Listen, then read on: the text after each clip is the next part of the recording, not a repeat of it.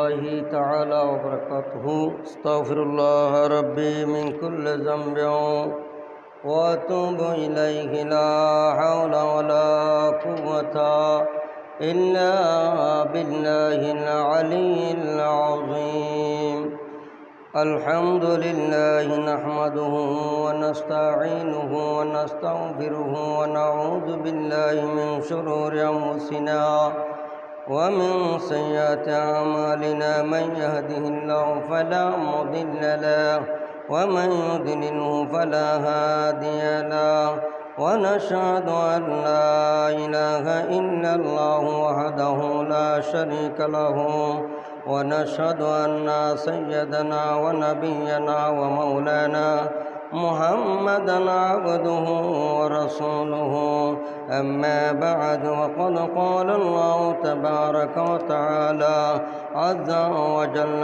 في شأن حبيبه مخبرا وآمرا إن الله وملائكته يصلون على النبي يا أيها الذين آمنوا صلوا عليه وسلموا تسليما صلى الله على سيدنا محمد وآله وصحبه وسلم صلاة يا رسول الله عليكم سلاما يا حبيب الله عليكم رسول खुदा की गुलामी में क्या है ज़रा तुम गुलामी में आकर तो देखो सलातुन्या रसूल अल्लाह अलैकुम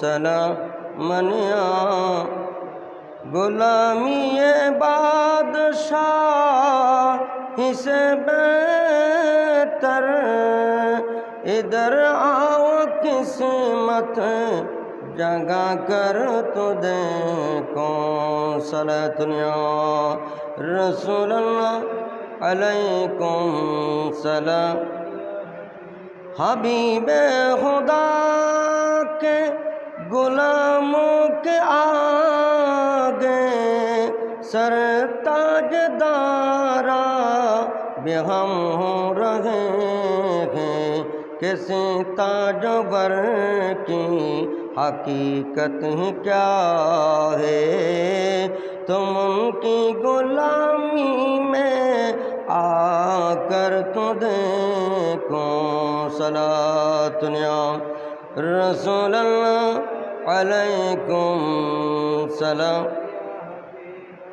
दो आलम की दौलत है इश्क नबी में दो आलम की दौलत है इश्क नबी में ये हासिल बंदगी जिंदगी में ये हासिल बंदगी जिंदगी में सुरूरे दवामी तुम्हें भी मिलेगा सुरूरे दवामी तुम्हें भी मिलेगा मोहब्बत की दुनिया बस कर तो देखो रसूल खुदा की गुलामी में क्या है रसूल खुदा की गुलामी में क्या है ज़रा तुम गुलामी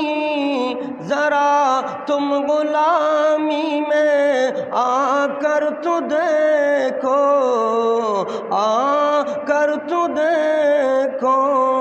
गुलामी बादशाही से बेहतर सलातुन्या रसूलल्लाह सलामन या हबीबल्लाह अलैकुम मोहब्बत का दावा तो आसा है करना मोहब्बत का दावा तो आसा है करना है मुश्किल मगर नजम उल्फत में मरना है मुश्किल मगर नजम उल्फत में मरना, हुसैन बिन हैदर की मानिंद यारो, हुसैन बिन हैदर की मानिंद यारो।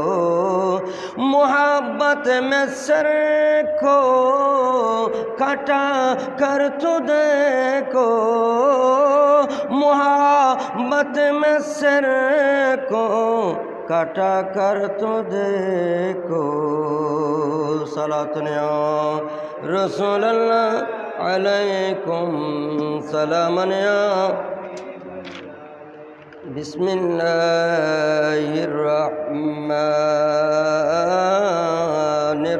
बिस्मिल्लाहिर्रहमानिर्रहीम। इन अव्वल बैतिन उदिअ लिन्नासि लल्लज़ी बिमक्कत मुबारकन व हुदन लिल्आलमीन। फीहि आयतुन बैयिनतुन मक़ामु इब्राहीम वमन दखलहु कान आमिना वलिल्लाहि अलन नासि हिज्जुल बैत मन इस्तता इलैहि सबीला। अयज़न बिल हदीस शरीफ हज्जु फ़इन्नल हज्ज यग़सिलु ज़ुनूब कमा यग़सिलुल माउ अद-दरम। अयज़न बिल हदीस शरीफ क़ाल हज्ज रसूलुल्लाह सल्लल्लाहु अलैहि वसल्लम अला रअलिन रस्सिन व अलैहि कतीबतुन ला तुसाबि अर्बअता दराहिम। अल्लाहुम्मा जअल हज्जतम मब्रूरा। सदक़ल्लाहुल मौलानुल अज़ीम व सदक़ रसूलुहुन नबियुल हबीबुल करीम व नहनु अला ज़ालिका लमिनश शाहिदीन व शाकिरीन। मौला सल्लि व सल्लिम व बारिक अलैहि। महान रब्बुल आलमीনের আলিশান দরবারে লাখো লাখো শুকর যে রব্বুল আলমিন আহকামুল হাকিমিন সুর আলী আনোয়ারা জামে মসজিদে শাওয়াল মুআজ্জম শরীফ মাসের তৃতীয় জুমায় আল্লাহর ঘরে হাজির হওয়ার তৌফিক দান করেছেন। সকলে সাওয়াজ বলি আল্লাহুম্মা আমিন। আল্লাহ আমাদের এই হাজিরিকে কবুল আর মঞ্জুর করুক, আমিন। হজ্জের ফজিলত সম্পর্কে আলোচনা আজকে খুতবার মধ্যে এসেছে। গত জুমায় হজরতে রাবিয়া বসরি এবং হজরত ইব্রাহিম আদম হজ আল্লাহর ঘর খানে কাবা তাওয়াফের জন্য গিয়েছিলেন, সে সম্পর্কে আলোচনা হয়েছে। তার সংক্ষিপ্ত আরও কিছু আলোচনা বাকি আছে। আল্লাহ যদি তৌফিক দান করে সে আলোচনাগুলি করব। আমরা মহান রব্বুল আলমিনের দরবারে উচ্চাওয়াজে বলি আল্লাহ আমাদের এই আশা যাওয়াকে কবুল আর মঞ্জুর করুক, আমিন। কোরআনে কারিমে আল্লাহ ইরশাদ ফরমাচ্ছেন, তোমরা হজের জন্য প্রস্তুতি গ্রহণ করো এবং হজের অন্যতম প্রস্তুতি হলো তাকওয়া, আল্লাহর কাছে বন্দা মকবুল হওয়া, আল্লাহকে বয়ের মাধ্যমে, আল্লাহকে যেভাবে বয় করতে হয় সেভাবে বয়ের মাধ্যমে। আল্লাহ আমাদের সকলকে জীবনে একটিবার হলেও হজ নসিব করুক, উমরা নসিব করুক, সোনার মদিনা নবীজির রওজায়ে পাকের সালাতু সালামি পেশ করার, জিয়ারত করার তৌফিক দান করুক। সকলে বলুন আমিন। আল্লাহ যাদের উপর হজ ফরজ করেছেন তাদেরকে অবশ্যই হজ করতেই হবে। হজে হানাফি মাযহাবের মতে তাখির করা, এবছর না করলে পরবর্তী বছর যাওয়ার সুযোগ আছে। তবে যদি উনি মারা যায় হজ না করে তাহলে ওনার জিম্মার মধ্যে হজটা থেকে যাবে এবং ওনার ওয়ারিসদের মধ্যে থেকে অথবা কাউকে না কাউকে এই হজ এটা বদলা হজ হিসাবে আদায় করে নিতে হবে। আল্লাহর ঘরের সম্মান, আল্লাহর ঘরের ইজ্জত রক্ষা করার জন্য খুতবার মধ্যে আল্লামা ইবনে নবাতা আলাইহি রহমা বর্ণনা দিয়েছেন। যেহেতু এই ঘর সর্বপ্রথম আল্লাহর ঘর খানায়ে কাবা, এটা কয়েকবার নির্মাণ করা হয়েছে। জিন জাতি থেকে শুরু করে আদম আলাইহিস সালাম থেকে নূহ আলাইহিস সালাম এবং সর্বশেষ হযরত বিন ইউসুফ পর্যন্ত এই ঘরের নির্মাণাদি হবে কিয়ামত পর্যন্ত এটার নির্মাণ হতে থাকবে।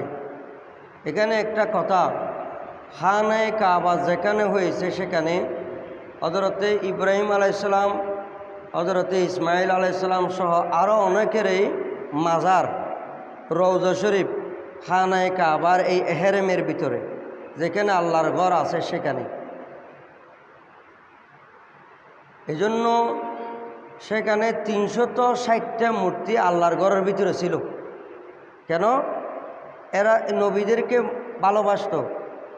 ঈসা আলাইহিস সালামকে, মরিয়ম আলাইহিস সালামকে, উজাইর আলাইহিস সালামকে, ইসমাইল আলাইহিস সালামকে, এভাবে নবীদেরকে ভালোবাসত বলে ভালোবাসার বহিঃপ্রকাশ হিসাবে তারা আল্লাহর ঘরের ভিতরে 360টা মূর্তি বানাই তারা পূজা করত। জোর বলেন না নাউজুবিল্লাহ। আল্লাহর ঘরের ভিতরে 360টা মূর্তি বানায়ে তারা পূজা করত। এখানে ছাগল ছিল, মেষ ছিল, গবাদি পশু ছিল।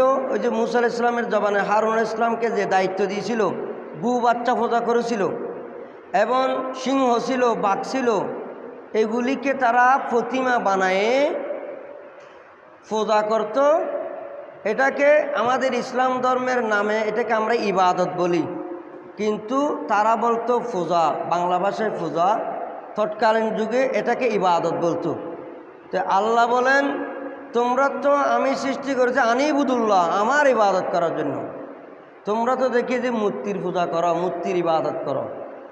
আল্লাহ এই ঘরটা ভাঙ্গার জন্য, মূর্তিগুলো ভাঙ্গার জন্য হযরতে ইব্রাহিম আলাইহিস সালাম অসুখের ভান ধরেছেন।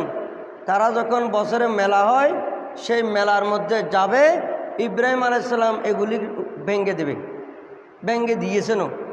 কে ভাঙলো? ইব্রাহিম আলাইহিস সালাম বলে যে আমি কেন ভাঙবো, তুমি ছাড়া তো এখানে এলাকায় কেউ ছিল না, তুমি ভাঙছ। ইব্রাহিম আলাইহিস সালাম বলে যে তোমার খোদা থেকে জিজ্ঞেস করো। তোমাদের আমাদের খোদা কথা বলতে পারে না, তোমাদের খোদা কথা বলতে পারে না, সেই খোদাকে তোমরা খোদা বলতেছ। নাউজুবিল্লাহ, এটা তো শিরিক। আল্লাহর জাত নিয়ে, সিফাত নিয়ে কোনো সৃষ্টি যদি কাউকে ইবাদত মনে করে, ইবাদত করে, পূজা করে, তাহলে এটা হবে শিরিক। কারণ আল্লাহ ছাড়া, আল্লাহর জাত ছাড়া, আল্লাহর সিফাত ছাড়া কোনো সৃষ্টি খোদার সমকক্ষ, খোদার সমান, খোদা মনে করা এটা শিরিক। এটাকে বলা হয় শিরিক। ইব্রাহিম আলাইহিস সালাম বলো খোদাতে জিজ্ঞেস করো।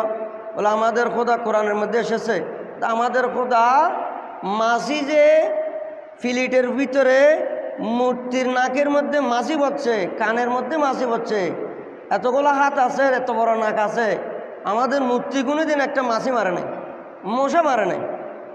তোমাদের মূর্তি তো বড় বালা মানুষ, একটা মশা মারে নাই, মাছি মারে, বেশি বালা মানুষ তোমাদের মূর্তি। মূর্তির সামনে যে প্রসাদুনি দেওয়া হয়েছে, প্রসাদুনিগুলি মাছি খেয়ে নিচ্ছে। লায়াস্তানকিজুহু মিনহু যাওফাত তালে ওয়াল মতলুব। এখানে মূর্তিও ওই মাছিগুলাকে প্রতিরোধ করতে পারে না, এবং মূর্তির যারা পূজা করে তালেব, তারাইও ওই মাছিগুলি দৌড়াইতে পারে না, প্রতিরোধ করতে পারে না। আল্লাহ বলেন তার কোনো ক্ষমতা নাই, ক্ষমতা হলো আমি আল্লাহ। জোরে বলেন সুবহানাল্লাহ।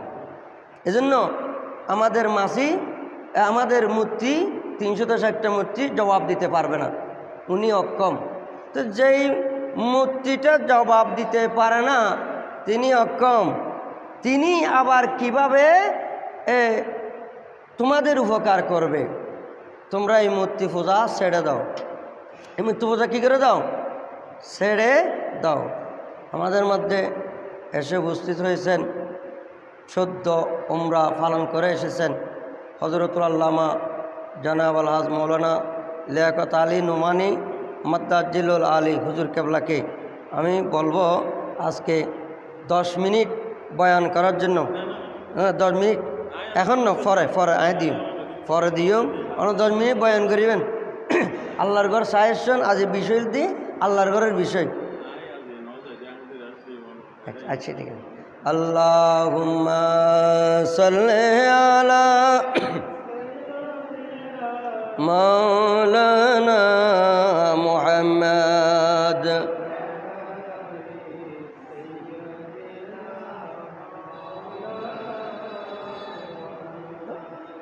বলে যে মূর্তি তো কথা বলে না, মাছি খাবার খায়, এটাও প্রতিরোধ করতে পারে না, তো তোমরা সেই মূর্তির পূজা কেন করো? অনেকে বলে যে কথা তো ঠিক, সেই মূর্তি কেন পূজা করব?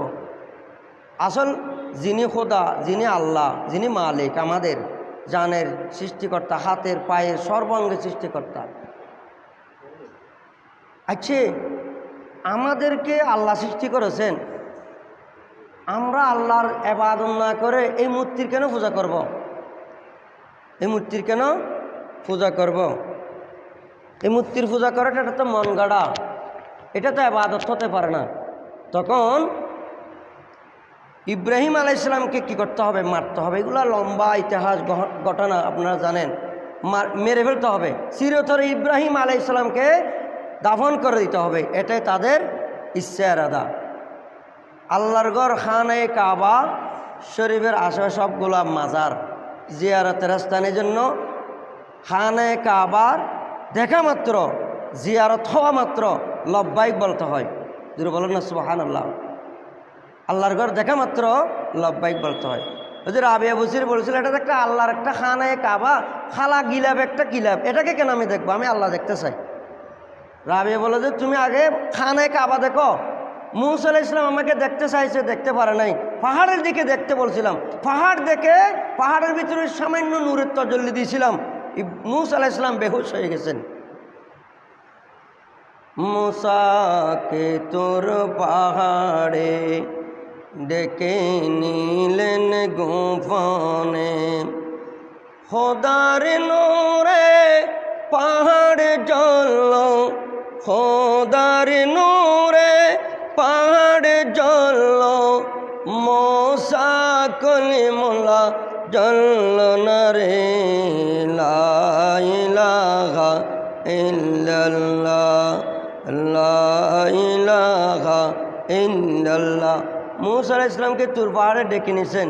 আল্লাহ বলেছে পাহাড়ের দিকে দেখো, আমাকে দেখালাম তারানি, কখনো সম্ভব নয়, আমাকে দেখা যাবে না। এই জন্য প্যারাজরিন, এই দুনিয়ার মধ্যে কিছু মানুষ আছে যারা সরাসরি খোদা দেখতে চায়। আমরা আল্লাহ ছাড়া কিছু মানি না, আল্লাহ ছাড়া কিছু মানি না, এটা ঠিক আছে, কিন্তু আল্লাহ বলেছেন আল্লাহ ছাড়া কিছু মানি না, ঠিক আছে। এবং আল্লাহওয়ালা যারা আছে, অলি বুজুর্গ, এদেরকে উসিলা মানো।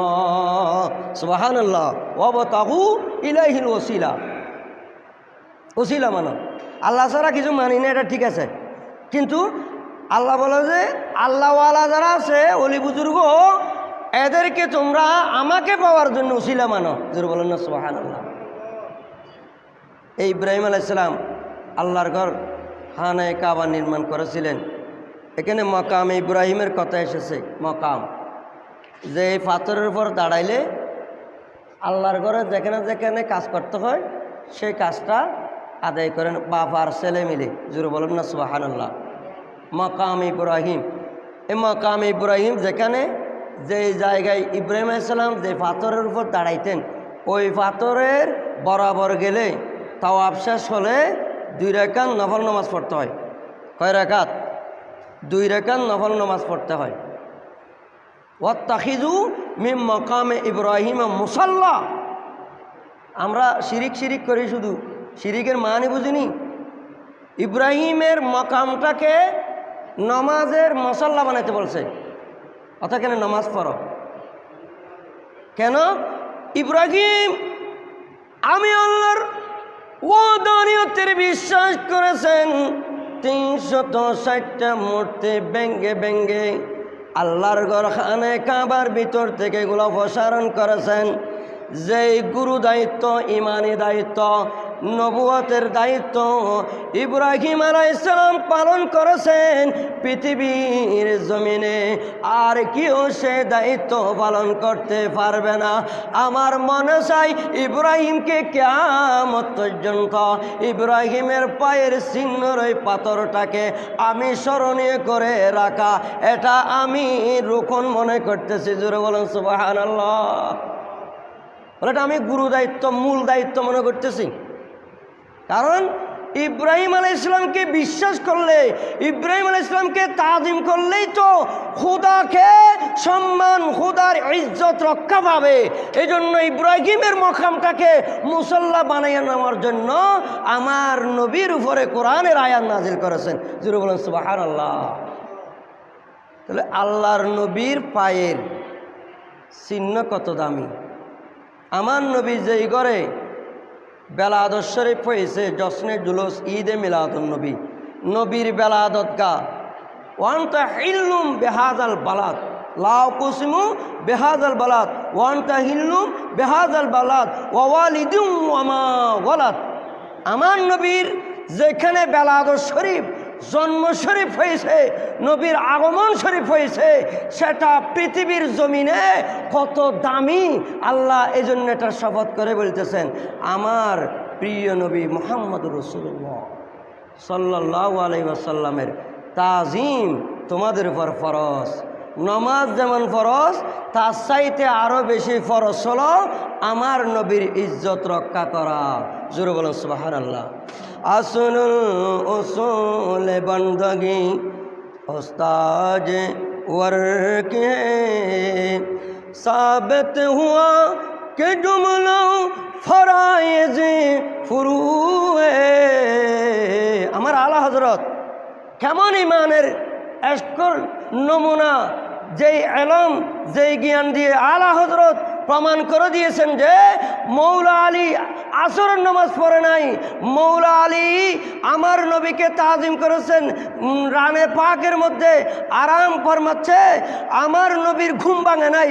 হযরতে সিদ্দিক আকবরকে সাবে কামড় দিয়েছে কারে সুরের মধ্যে, আমার নবী আরাম ফরমাচ্ছেন, ঘুম ভাঙে নাই।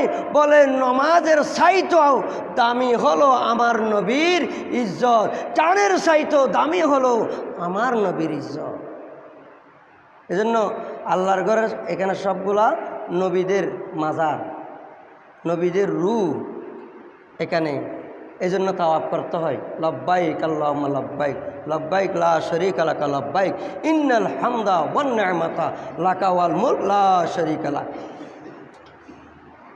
ওরা তো মাজার দেখলে বলে যে শিরিক, মাজার দেখলে বলে যে শিরিক, মাজার দেখলে বলে শিরিক। ঠিক আছে, মাজারের মধ্যে পূজা করে, ইবাদত করে, জিয়ারত করে, পূজা করে, পূজা করে। কারা পূজা করে?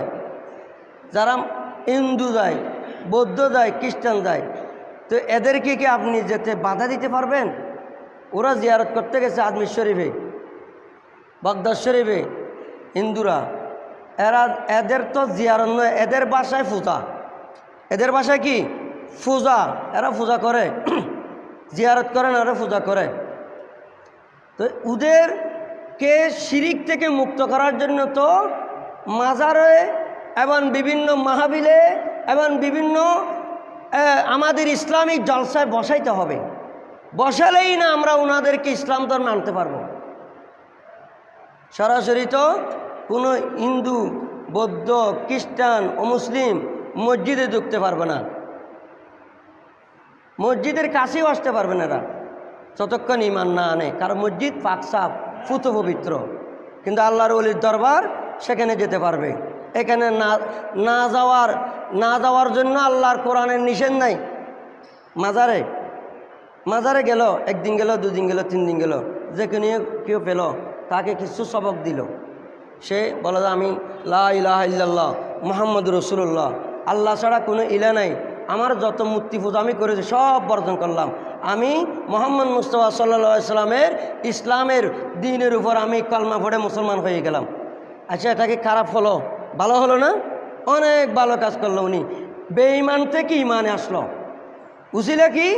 মাজার শরীফের জিয়ারত, আজমির শরীফের জিয়ারত, বাগদাদ শরীফের জিয়ারত, গৌসুল আজম আহমদুল্লাহ ভান্ডারীর মাজারের জিয়ারত, গোলামুর রহমান ভান্ডারী মাজারের জিয়ারত, শাহিন শাহী সিরকুটের মাজার শরীফের জিয়ারত। শাহিন শাহী সিরকুটের মাজার তো সিরকুট শরীফ, জামিয়া শরীফের যে খানাকা আছে, আশেপাশে যে কবরস্থানগুলি আছে, মাজারগুলি আছে, ওইখানে যে একবার গিয়েছেন সেই ব্যক্তি জামিয়া আহমদিয়া সুন্নিয়া মাদ্রাসা দেখে মনে মনে নিয়ত করেছেন, আল্লাহ আমার যদি একটা ছেলে হয়, আমার যদি একটা মেয়ে হয়, আমার যদি একটা ছেলে হয় মেয়ে হয়, অথবা আমার মেয়ের যদি কোনো ছেলে হলো, আমি এই মাদ্রাসার মধ্যে একটা নাতিও হলো আমি পড়াবো। নিয়ত করছে। একজন দুজন নয়, লাখের উপরে এরকম নিয়ত করেছেন অনেক মানুষ। লাখের উপরে, একজন দুজন নয়, হাজার বলবো না, লাখের উপরে। জামিয়া আহমদিয়া সুন্নিয়া মাদ্রাসা, শুধু মাদ্রাসা দেখে, বাগানেটা দেখে। কেননা শাহিন শাহী সিরকুট সৈয়দ আহমদ শাহ সিরকুটি আলাইহির রহমা যে বাগান উপহার দিয়েছেন বাংলার জমিনে, সেই বাগান আজকে মানুষ বিভিন্ন কথাবার্তায় বলে মিশর আল আজহার বিশ্ববিদ্যালয়, তারপরে মদিনা ইউনিভার্সিটি, এই ইউনিভার্সিটিগুলির চাইতেও বেশি জ্ঞানী, বেশি আলেম, বেশি মুহাক্কিক, আহমিয়তওয়ালা আলেম তৈরি করতেছেন জামিয়া আহমদিয়া সুন্নিয়া আলিয়া মাদ্রাসার ছাত্ররা। জুড়ে বলেন সুবহানাল্লাহ। এটা আমরা না, এটা মিশরের বড় বড় শাইখুস শুয়ুখ যারা মিশর থেকে আছে, গ্র্যান্ড মুফতি যারা, এরা বলতেছে জামিয়ার ছাত্ররাই মিশরের মধ্যে সেরা। এই জন্য জামিয়া আহমদিয়া সুন্নিয়া আহমদিয়া মাদ্রাসা দেখে অনেকে মনে মনে নিয়ত করেছেন, কলব পরিষ্কার হয়ে গেছে, কলব পবিত্র হয়ে গেছে, কলবের মধ্যে আগে যা ছিল তা থেকে পরিবর্তন হয়ে ইমান ইসলামের দিককে এসেছেন। এটা আলা হজরতের অবদান। জুড়ে বলেন সুবহানাল্লাহ। এই আলা হজরত বলতেছেন সত্যিকারের নবীর মোহাব্বত এটা নমাজ, রোজা, হজ, যাকাতের চাইতো 1000 কোটি গুণ দামি। আমার আলা হজরত বলেছেন। কেননা আমার নবী যেই নমাজের শিক্ষা দিয়েছেন, এই নমাজের শিক্ষা আমার নবীকে যদি আবু জাহেল, আবুল আহাব সেই দিন যদি দাফন করে দিত, তাহলে আমরা নমাজ পেতাম না। এই নবীর উসিলে আমরা নমাজ পেয়েছি। সকলে বলুন আলহামদুলিল্লাহ। আল্লাহুম্মা সাল্লি মাওলানা মুহাম্মদ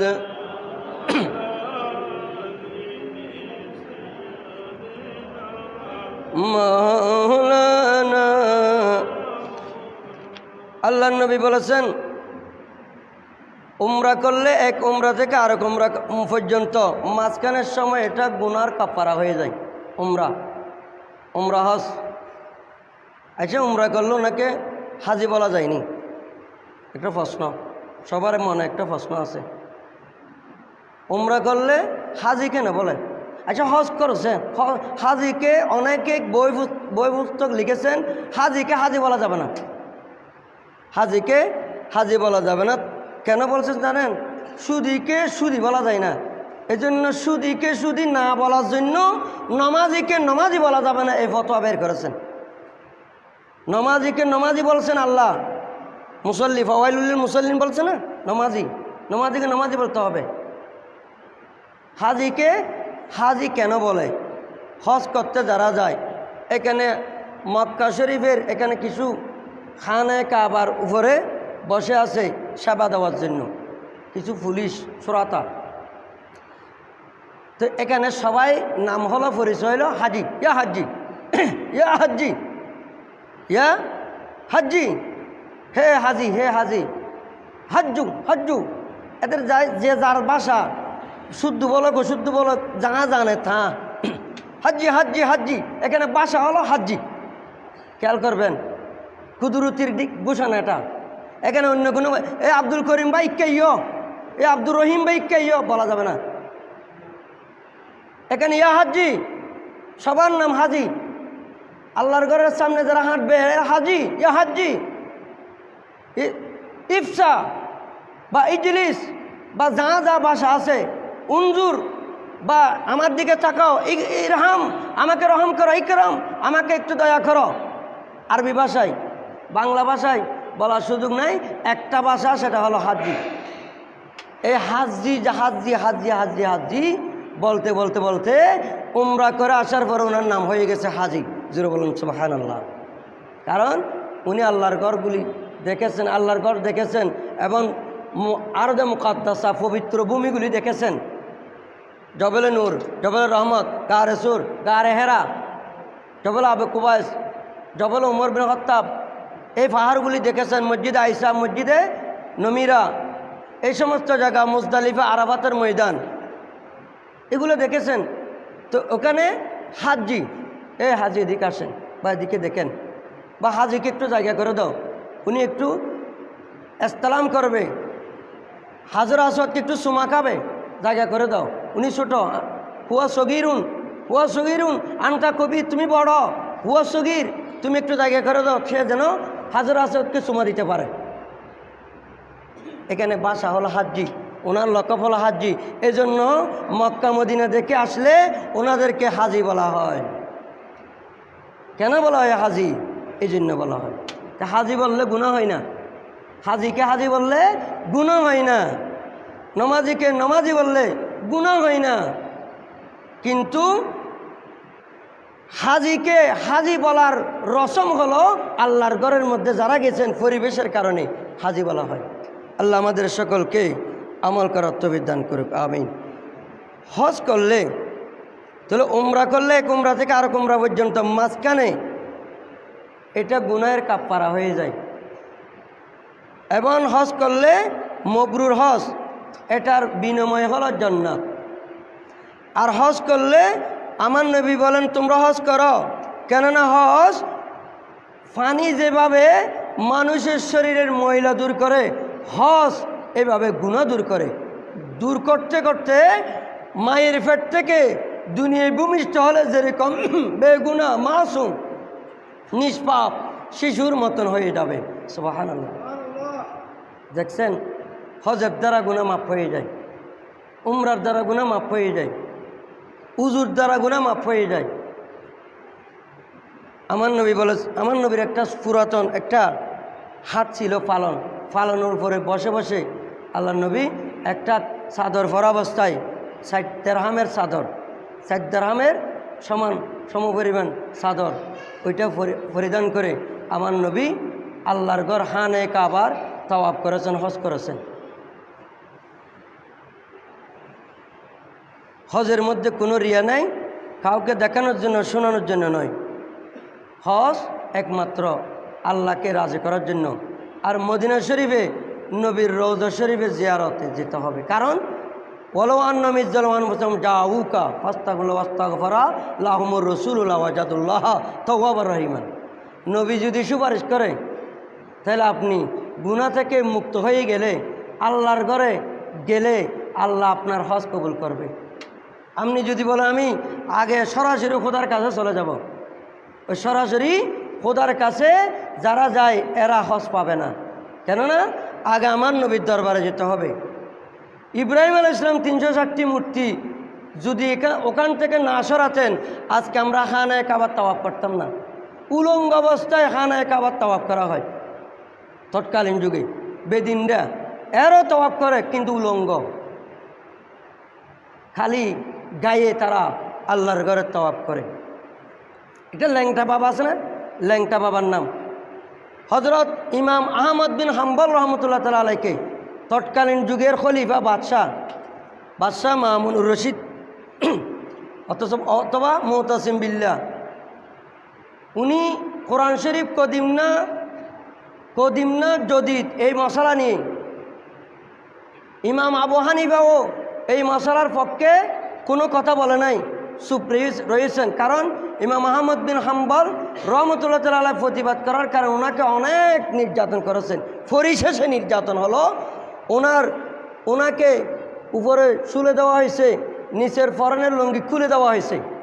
তো লুঙ্গি যখন খুলে দেওয়া হয়েছে ওই লুঙ্গিটা পরে যায় নাই, ওইখানে কুমারের মধ্যে কুদরতিভাবে আল্লাহ রাব্বুল আলামিন ওনার ইজ্জত রক্ষা করতেছে যে লুঙ্গি পরে যায় নাই।